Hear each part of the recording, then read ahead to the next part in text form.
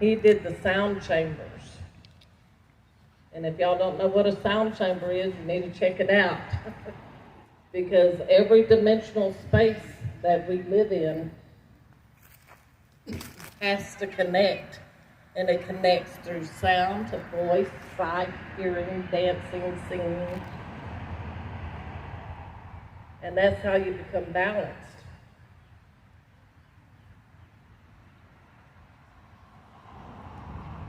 They were what we call the first wavers. And I don't know if y'all know, several people know about Ted Silverhand, who is a great seer. He was one of the first wavers too. He's still here with us.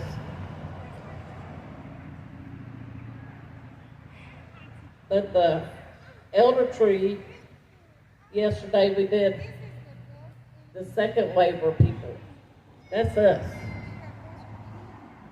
And our job is to clear the emotional trauma, the DNA blockages off of the family units with intentions in our mind and our heart, pushing it out to Creator and Mother Earth to clear. So we did this energy push yesterday, which when I get through, he can tell you what he experienced yesterday.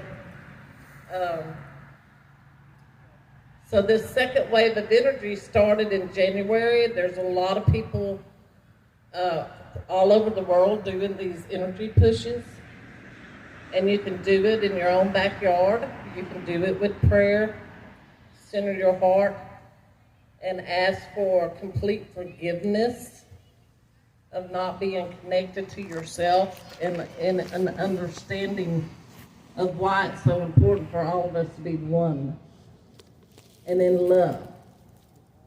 Remove all the hate out of your heart and come together in unity and love. This is what will heal the sacred hoop. After this second wave goes out, another third wave is going to come. That's the teenagers today. They're going to get the message from us, and they're going to push the other third wave, which will actually connect and heal the sacred hoop. It took 50 years for the first wave to hit us so that we could understand what we were doing. Okay, but it's not going to take 50 years for the third wave to get here. The more we understand in our hearts that we're all one people and that we're the same. No one's above nobody. So my dad was rolling thunder. He was a medicine man. It doesn't make me any better than each and every one of you. I am the same as you. I walk a good path. I'm not no better. I don't need to be put on a pedestal. You just need to walk in your spirit and your truth. And that love will come. People will know by the way you walk. And you have to walk, you have to be careful because people can talk a lot of good stuff out of their mouth. But you watch how they walk. Then you'll know that they're walking a good path. That's the ones you want to connect with to make this energy move. And like I said, I'm very honored to be here to share this story. But I'm going to turn it back over to him, and he can tell you what he experienced yesterday as we did this energy push.